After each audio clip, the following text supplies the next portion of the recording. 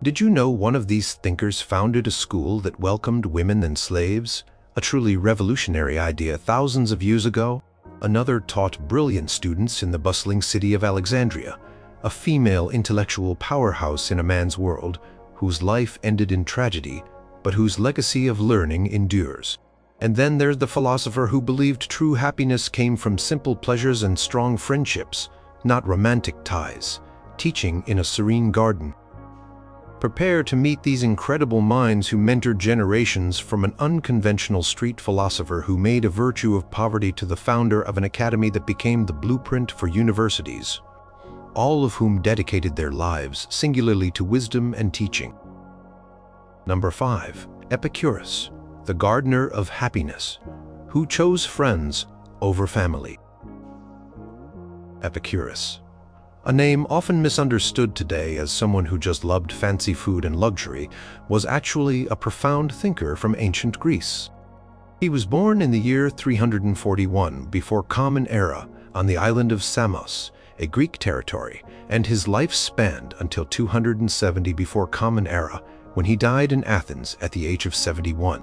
He is most famous for founding a school of philosophy known as Epicureanism, and his central idea was that the greatest good in life is to seek modest, sustainable pleasure in the form of a state of tranquility and freedom from fear, known as ataraxia, and the absence of bodily pain, known as aponia. The world Epicurus stepped into was one of great change and upheaval. Alexander the Great had recently conquered vast territories, and his death in 323 before Common Era led to the Hellenistic period, a time when Greek culture spread widely, but also a time of political instability and uncertainty for many individuals. People were searching for new ways to find meaning and security in a world where old city-state loyalties were dissolving. Philosophy became, for many, a guide to living a good life amidst this flux. Athens, where Epicurus would establish his most famous community, was still a major cultural and intellectual hub, buzzing with different philosophical schools like Plato's Academy and Aristotle's Lyceum and the emerging Stoicism. Epicurus's early life gave him a taste of displacement. His parents were Athenian citizens who had migrated to Samos as colonists.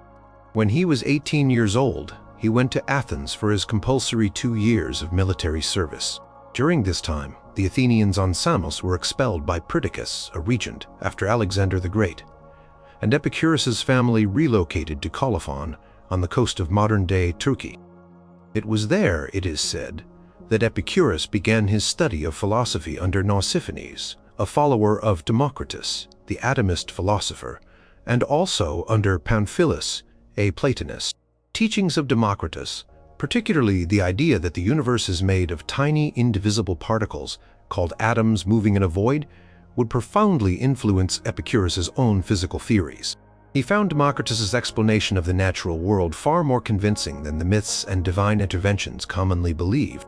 He reportedly was dissatisfied with his early teachers, feeling they could not provide the answers he sought about how to live a truly good and untroubled life.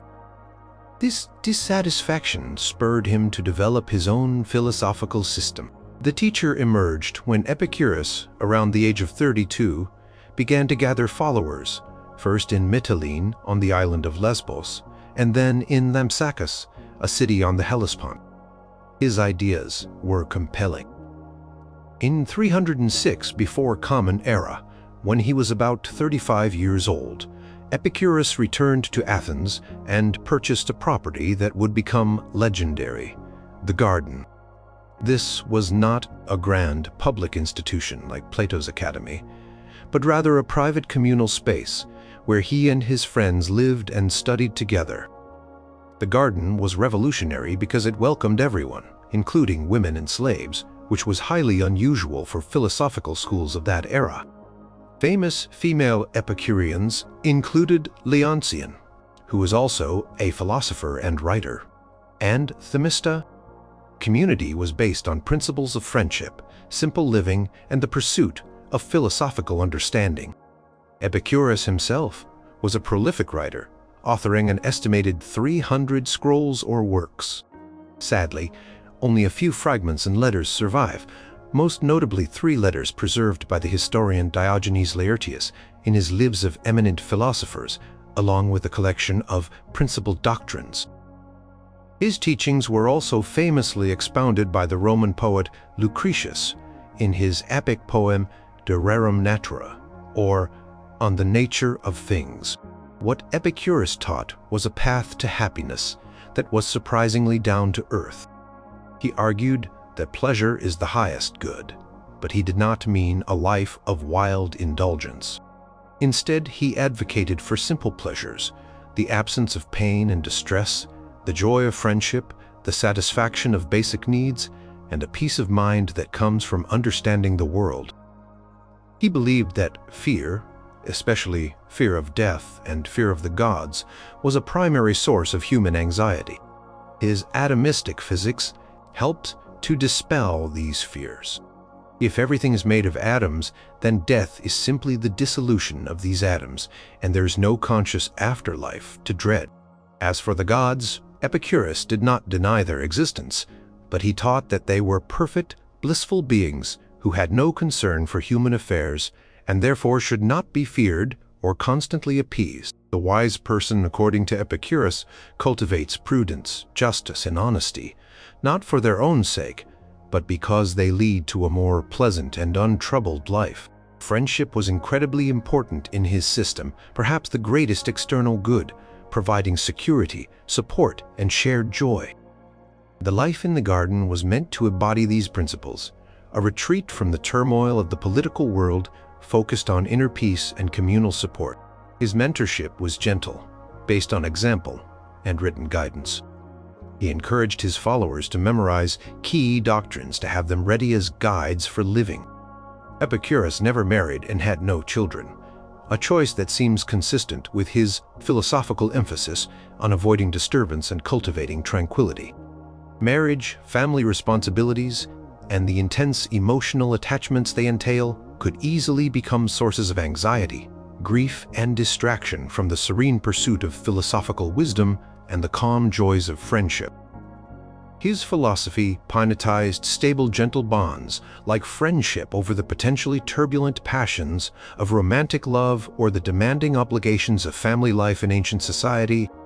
He suffered from poor health for many years, particularly from kidney stones, and in his final days he wrote a letter to his friend Idomeneus, describing his intense pain but also his enduring cheerfulness, derived from the memory of past philosophical conversations. This focus on mental pleasures over physical suffering, even in extremis, highlights his practical application of his own teachings. His community in the garden, composed of devoted friends, in many ways served as an alternative family, providing companionship and support without the conventional societal pressures. The echoes of Epicurus's thought have resonated through time, though often misrepresented.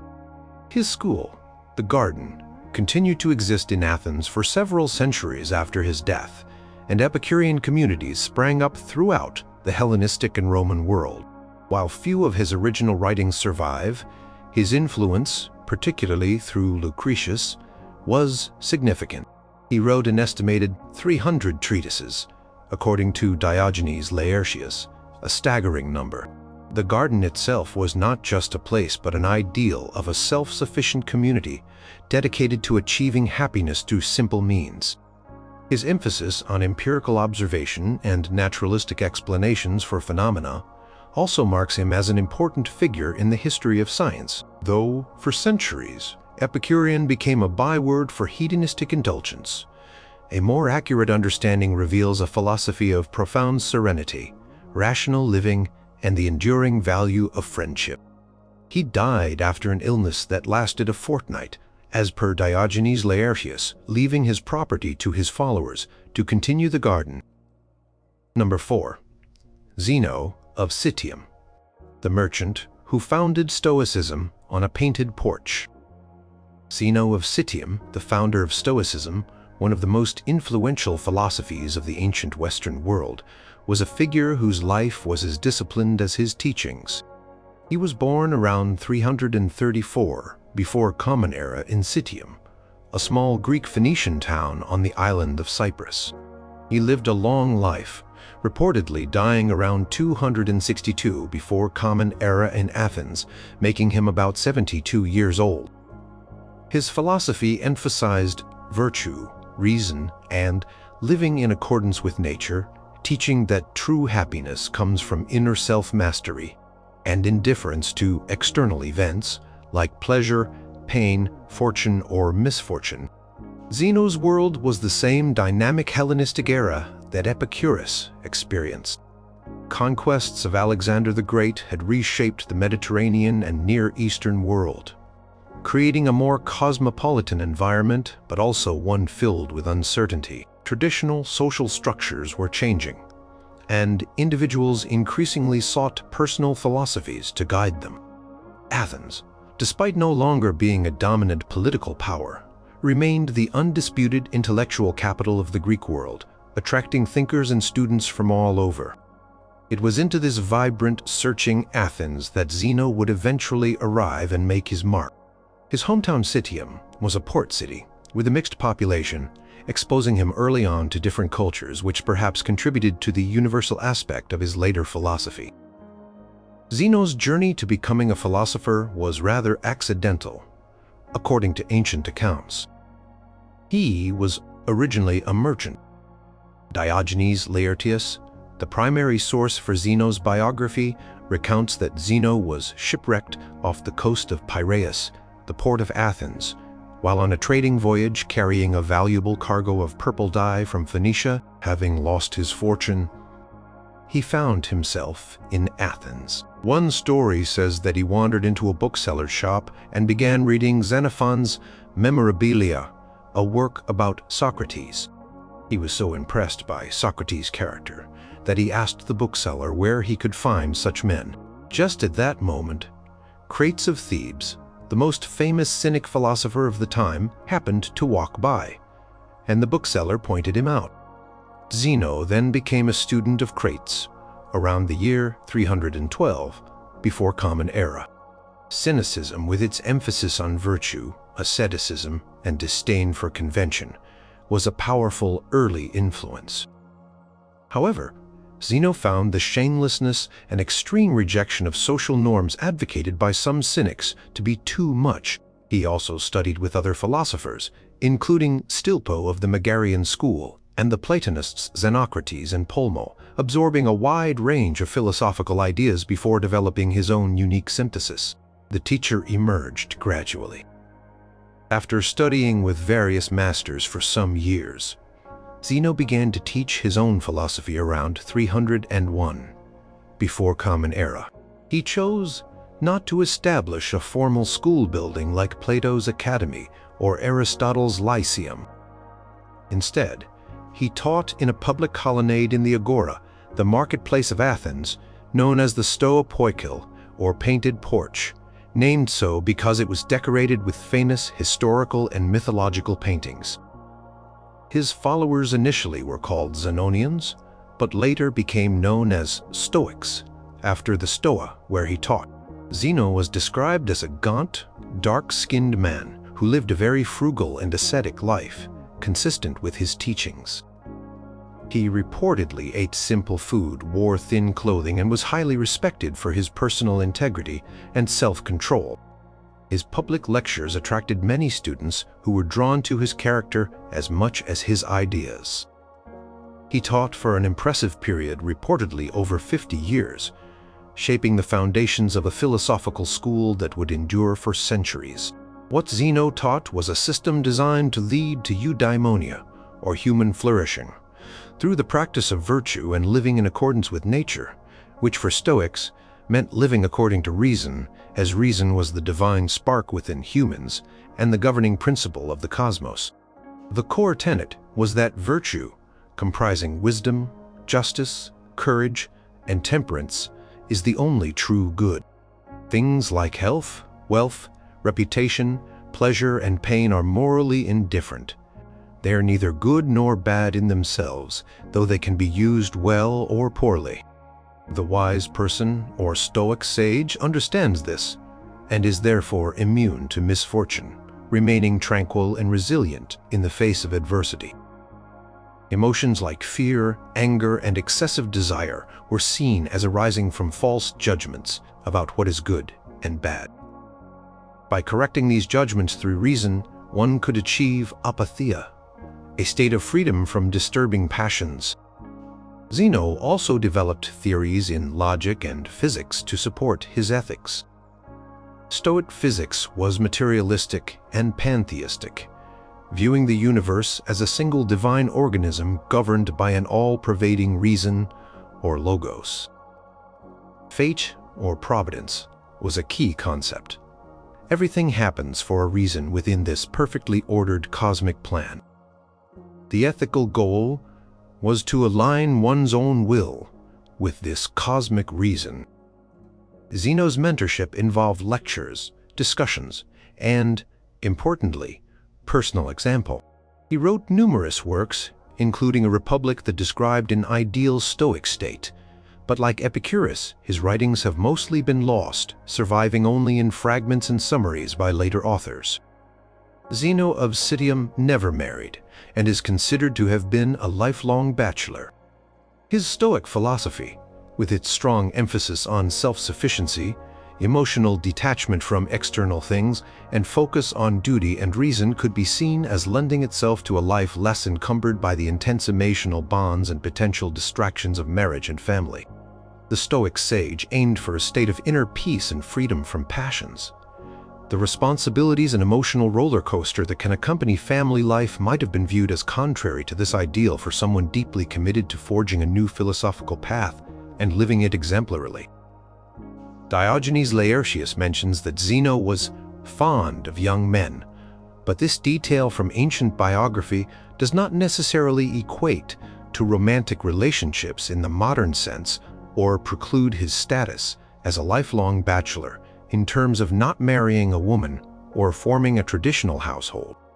His life was reportedly one of great austerity and singular focus on his philosophical mission. He dedicated himself entirely to teaching and developing Stoicism, and this intense commitment, coupled with the Stoic ideal of emotional self-mastery, offers a plausible context for his choice to remain unmarried. Zeno's legacy is immense. Stoicism became one of the most popular and enduring philosophies in the Greco-Roman world, profoundly influencing countless individuals for nearly 500 years, from statesmen like Seneca and Emperor Marcus Aurelius to former slaves like Epicurus. Zeno himself was highly honored by the Athenians. Diogenes Laertius records that they offered him Athenian citizenship, which he declined, and that after his death they erected a bronze statue of him and decreed that he be buried publicly in the Keramikos, the city's main cemetery, as a testament to his virtuous life and beneficial influence. One account of his death suggests that he tripped and broke his toe as he was leaving the Stoa. Taking this as a sign, he struck the ground and quoted a line from a Greek play. "I come of my own accord, why then call me?" And then held his breath and died, an end that, if true, reflected his principle of accepting fate, though his writings are lost. The school he founded on that painted, porch-shaped ethical fought for centuries and continues to find resonance today among those seeking resilience and inner peace. Number 3. Diogenes of Sinope, the outcast who mentored by mocking the world.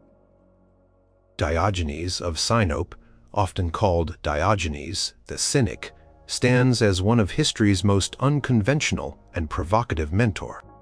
Born likely around 412 or perhaps 404 before Common Era in Sinope, a Greek colony on the Black Sea coast of modern-day Turkey, he died in Corinth around 323 before Common Era, coincidentally the same year as Alexander the Great, a figure with whom Diogenes had a famous, if perhaps apocryphal, encounter. Diogenes didn't write books or establish a formal school. Instead, he mentored through his shocking public behavior, sharp wit, and a radical lifestyle aimed at exposing societal hypocrisy and advocating for a life of virtue, lived in accordance with nature. The world Diogenes inhabited was the classical Greek world, transitioning into the Hellenistic age. Sinope was a prosperous trading port, but Diogenes' early life there ended in scandal. He and his father Hiceus, who was a banker or minter, were apparently involved in defacing or debasing the currency. As a result, Diogenes was exiled from Sinope, losing his citizenship and possessions. This event, he later claimed, was what made him a philosopher. He traveled to Athens, a city teeming with philosophical discourse, from Plato's Academy to the various sophists. It was a society that, despite its intellectual achievements, Diogenes came to view as artificial, vain, and overly concerned with superficialities. The backdrop was one of powerful city-states, intricate social hierarchies, and established customs, all of which Diogenes would systematically challenge. His path to becoming a mentor, if one can call his disruptive public performance art, that began with his arrival in Athens as an outcast. According to tradition, he sought out Antisthenes, a former student of Socrates and one of the precursors of Cynicism. Antisthenes initially rebuffed Diogenes, even striking him with his staff, to which Diogenes reportedly said, "Strike, for you will find no wood hard enough to keep me away from you, so long as I think you've something to say." Whether this specific story is true or not, Diogenes embraced and radicalized the Cynic principles of asceticism, self-sufficiency, autarkia, shamelessness, anidia, and freedom of speech, parrhesia. He decided to live a life that was a practical demonstration of his philosophy. He rejected all material comforts, famously choosing to live in a large ceramic jar or pithos in the marketplace of Athens. He owned only a simple cloak, a staff, and a cup, though he later threw the cup away after seeing a child drink water from cupped hands. His mentorship was not about structured lessons, but about being a living, breathing critique of society. What Diogenes taught was a radical call to return to a natural, simple life, free from the desires and anxieties that plagued conventional society. He believed that virtue was the only good, and that it could be achieved by living in accordance with nature, which meant rejecting wealth, power, fame, and all social conventions he deemed arbitrary or irrational. He practiced what he preached with extreme dedication. He would perform bodily functions publicly, eat raw meat, and walk barefoot in winter to demonstrate his indifference to hardship and social norms. His lessons were often delivered through witty, biting remarks and public stunts. For example, he was known to carry a lit lantern in broad daylight, and when asked what he was doing, he would reply, "I am just looking for an honest man." This was a direct challenge to the Athenians' self-perception. He famously criticized Plato at one point, supposedly storming into Plato's lecture with a plucked chicken and exclaiming, "Behold, I've brought you a man," after Plato had defined man as a featherless biped. His interactions were designed to shock people out of their complacency and force them to question their values. He mentored by being a constant, irritating yet thought-provoking presence, challenging everyone from common citizens to powerful rulers. His most famous disciple was Crates of Thebes, who gave up his fortune to live a Cynic life with his wife Hipparchia. Diogenes' choice to be a lifelong bachelor was an integral part of his philosophical stance. Marriage, family, and the establishment of a household were, in his view, among the many societal conventions and attachments that hindered true freedom and virtue. Such responsibilities would tie a person to material possessions, social expectations, and emotional dependencies, all of which a cynic sought to transcend. His chosen lifestyle of extreme poverty, homelessness, and public shamelessness was fundamentally incompatible with the traditional role of a husband and father in ancient Greek society. He aimed for complete self-sufficiency, relying on nothing and no one. He reportedly once said, when asked what was the proper time to marry, "For a young man, not yet. For an old man, not at all." His entire existence was a performance of detachment from worldly concerns. He famously advocated for the cosmopolitan ideal, declaring himself a citizen of the world rather than of any particular city-state, further distancing himself from localized social structures that included traditional family units. His life was a testament to the idea that a human could live a virtuous and even happy life with the absolute minimum of external goods and social entanglements. The legacy of Diogenes is that of the archetypal cynic, a figure who has fascinated and inspired for over 2 millennia. While he wrote nothing, or if he did, nothing survives. Countless anecdotes about his life and sayings were preserved by later writers, most notably Diogenes, Laertius. These stories, whether entirely factual or embellished, paint a vivid picture of a philosopher who lived his philosophy with uncompromising consistency. He influenced not only later Cynics but also the Stoics, who adopted some Cynic ethical ideas, albeit in a more moderate and systematic form. Zeno of Citium, the founder of Stoicism, was himself a student of the Cynic Crates, who was Diogenes' follower. The famous story of his encounter with Alexander the Great, where Alexander found him sunbathing and asked if there was anything he could do for him, to which Diogenes replied, "Yes, stand out of my sunlight," perfunctory in his commitment to simple natural goods. He is said to have died in Corinth on the same day as Alexander.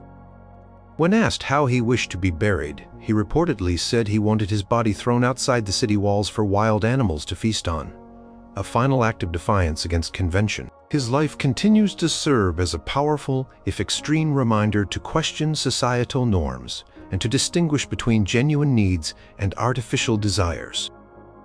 He left an indelible mark as a mentor who taught not through treatises but through a life lived as a radical experiment in human freedom. Number 2. Hypatia of Alexandria, the female philosopher who dazzled a city and defied convention. Hypatia of Alexandria was a truly remarkable figure in the ancient world, a woman who achieved great prominence as a philosopher, astronomer, and mathematician in a society overwhelmingly dominated by men. She was born sometime between 350 and 370 Common Era in Alexandria, Egypt, which was then part of the Eastern Roman Empire.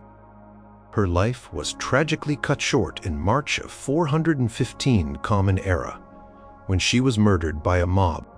Hypatia was a highly respected teacher and public intellectual, known for her eloquence, wisdom, and dedication to learning, and she chose a life of scholarship over marriage, remaining a lifelong spinster. The world Hypatia lived in was a time of immense intellectual vibrancy, but also growing religious and political tension. Alexandria was a legendary center of learning, home to the Great Library, though much diminished by her time, and the Mouseion, a research institute. Was a cosmopolitan city, a melting pot of Greek, Egyptian, Jewish, and Roman cultures, and a hub for philosophical and scientific inquiry. However, it was also an era of intense religious conflict, particularly between the rising Christian community, traditional Greco-Roman pagans, and Jewish groups. The Roman Empire had officially adopted Christianity, and figures like Cyril, the Patriarch of Alexandria, from 412 Common Era, were asserting ecclesiastical power with increasing force, often leading to violent clashes with other groups and with imperial authorities. Hypatia, as a prominent pagan Neoplatonist philosopher with influential students from various backgrounds, found herself in a precarious position within this volatile environment. Hypatia's path to becoming a celebrated mentor was paved by her father, Theon of Alexandria. Theon was himself a respected mathematician and astronomer, associated with the Mouseion. He educated Hypatia thoroughly in mathematics, astronomy, and philosophy from a young age, which was highly unusual for girls at the time. It is clear he recognized and nurtured her exceptional intellectual gifts. She likely assisted him in his scholarly work, including his commentary on Ptolemy's Almagest, a foundational text on astronomy, and his edition of Euclid's Elements. Sources suggest she surpassed her father in both mathematical ability and philosophical insight. She became a leading figure in the Neoplatonist school of philosophy in Alexandria, a school of thought that originated with Plotinus and sought to synthesize the teachings of Plato with other Greek philosophical traditions. Neoplatonism emphasized the pursuit of a transcendent one or good through intellectual and spiritual discipline. As a teacher, Hypatia was renowned. She became the head of the Platonist school in Alexandria around the year 400 Common Era. She gave public lectures on the philosophy of Plato and Aristotle, as well as on mathematics and astronomy, attracting large audiences and devoted students. Unlike many philosophers who taught in private settings, Hypatia seems to have lectured openly, perhaps in public halls or even in her home. Her students came from wealthy and influential families across the empire and included Christians, pagans, and individuals who would go on to hold high office. One of her most famous students was Synesius of Cyrene, who later became a Christian bishop, and whose letters to Hypatia provide much of what we know about her character and teaching.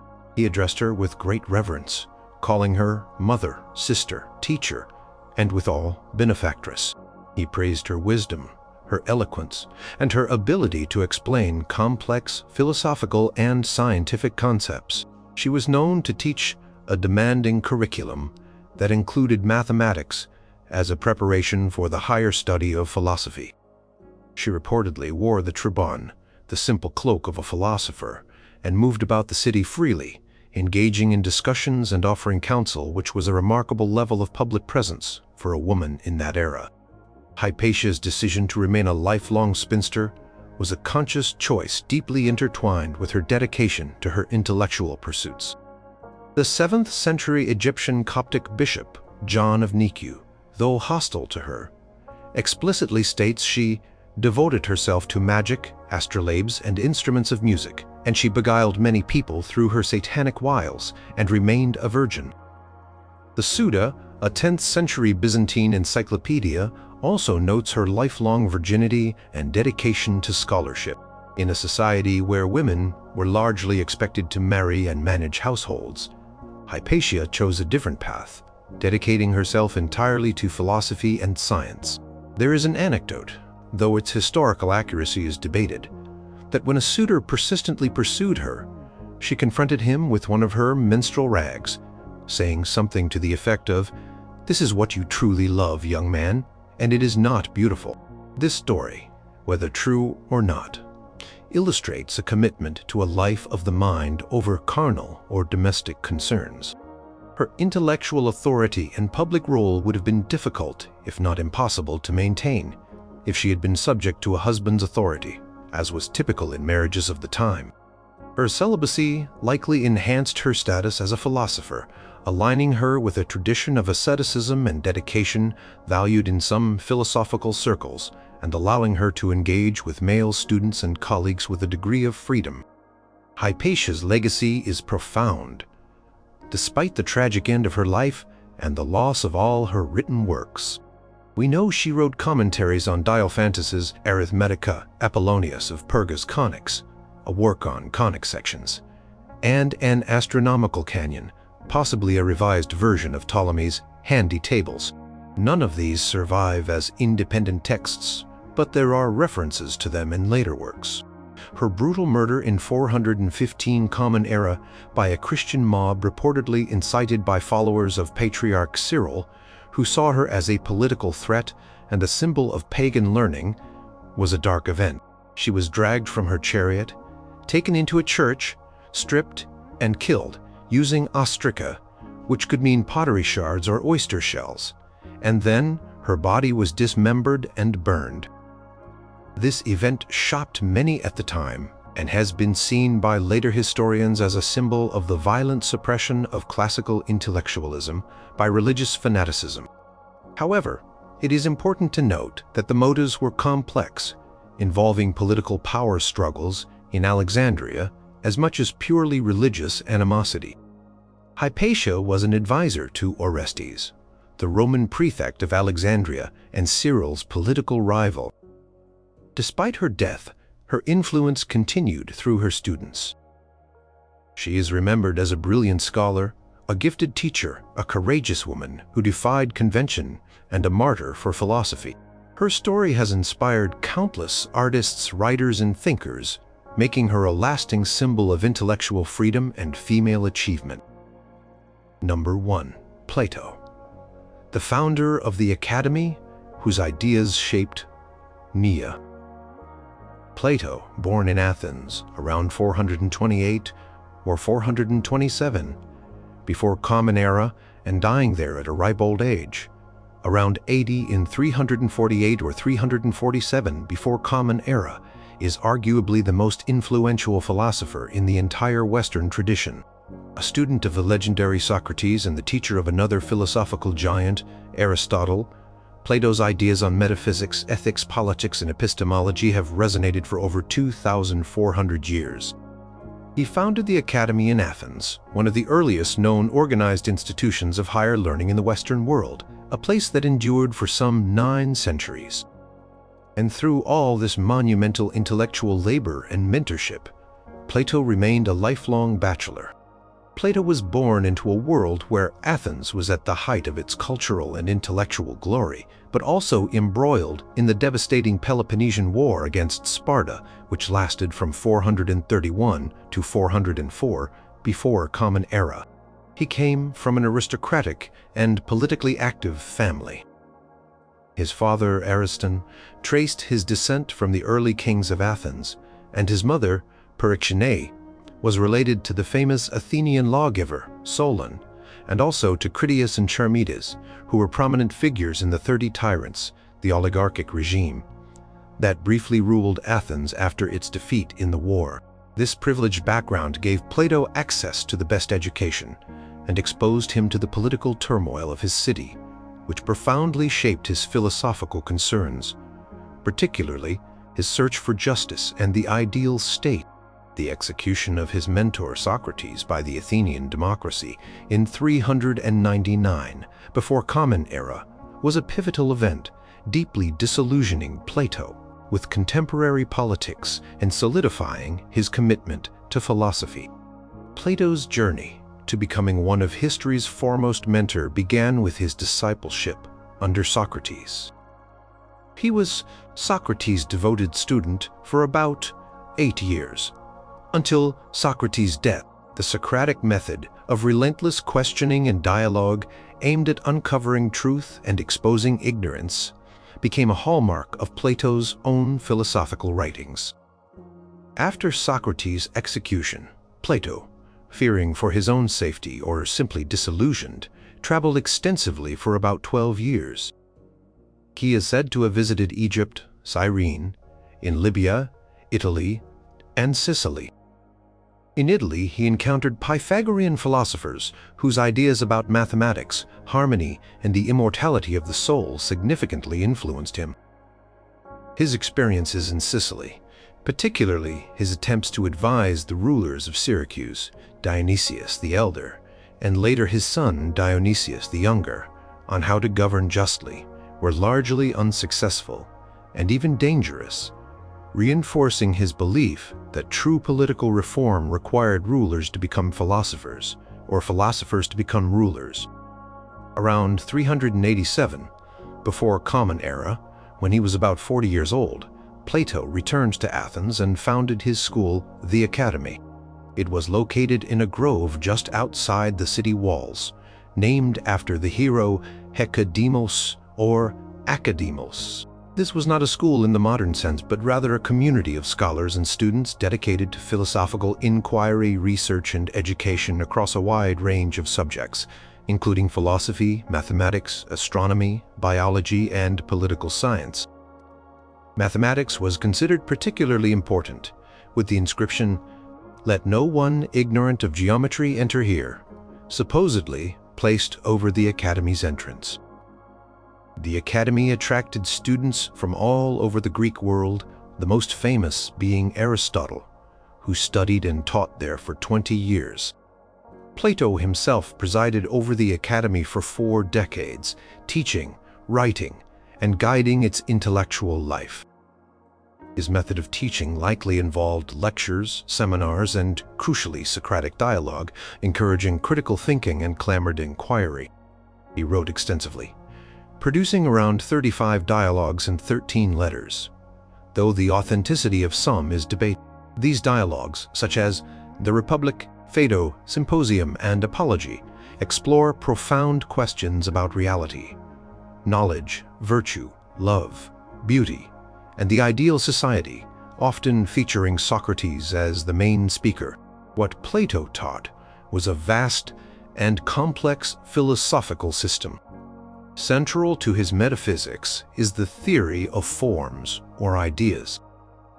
Plato argued that the physical world we perceive through our senses is not the real world, but only a shadow or imperfect copy of a higher, eternal, and unchanging realm of forms. These forms are the true realities, the perfect archetypes of everything that exists, such as justice, beauty, goodness, and even everyday objects like treeness or tavelness. True knowledge, for Plato, is knowledge of these forms, attainable not through the senses but through reason and philosophical contemplation. His famous allegory of the cave in the Republic vividly illustrates this idea, depicting prisoners mistaking shadows on a cave wall for reality, until one escapes into the sunlight of true knowledge. In ethics and politics, Plato sought to define justice and outline the structure of an ideal state ruled by philosopher kings, individuals who possess knowledge of the forms and are therefore fit to govern. He also explored the nature of the soul, arguing for its immortality and its tripartite structure: reason, spirit, and appetite. His dialogues are not dry treatises, but literary masterpieces, engaging the reader in the process of philosophical discovery. Plato never married and had no children, a fact consistently reported by ancient biographers like Diogenes Laertius. The reasons for his lifelong bachelorhood are not explicitly stated by Plato himself, but can be inferred from his philosophical preoccupations and the context of his life. His dedication to philosophy, the immense task of writing his dialogues, and the leadership of the academy were all consuming endeavors.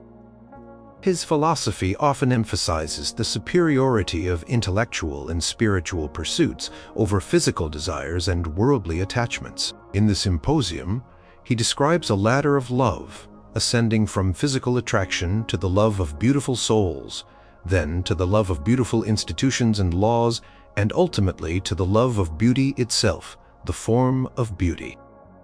This intellectualized concept of love, often referred to as Platonic love, though the term itself is later, probenizes a non-physical connection based on shared pursuit of wisdom and virtue. Furthermore, in the Republic, his blueprint for an ideal state, the guardian class, including the philosopher kings, is to have a communal system of wives and children, with no private families, in order to prevent personal loyalties and material interests from conflicting with their duty to the state. While this was a proposal for his ideal society, and not necessarily a reflection of his personal life choices in Athens, it does show his critical thinking about traditional family structures and their potential impact on a life dedicated to higher purposes. His entire life was devoted to the love of wisdom, philosophia, and this profound commitment may have left little room or inclination for conventional marriage and family. Plato's legacy is almost immeasurable. He is one of the foundational figures of Western philosophy, and his ideas have shaped the course of intellectual history for over 2 millennia. Alfred North Whitehead famously remarked that the European philosophical tradition consists of a series of footnotes to Plato. His academy in Athens continued to operate for over 900 years, until it was closed by the Byzantine Emperor Justinian I in 529 Common Era, serving as a model for later institutions of higher learning, including medieval universities. His written dialogues have been preserved and studied continuously, influencing not only philosophy, but also theology, political theory, literature, and science. The sheer range and depth of his inquiries into the nature of reality, the foundations of knowledge, the pursuit of the good life, the ideal organization of society, the immortality of the soul continue to provoke thought and debate. Countless philosophers have engaged with his work, either building upon his ideas or reacting against them. His emphasis on reason, his exploration of universal concepts, and his vision of a reality beyond the immediately sensible have left an indelible mark on human thought. The fact that this intellectual giant who mentored so many and whose offspring are his voluminous writings and the enduring academy, chose a life of focused scholarship without marital bonds, shows a profound dedication to the philosophical quest he championed.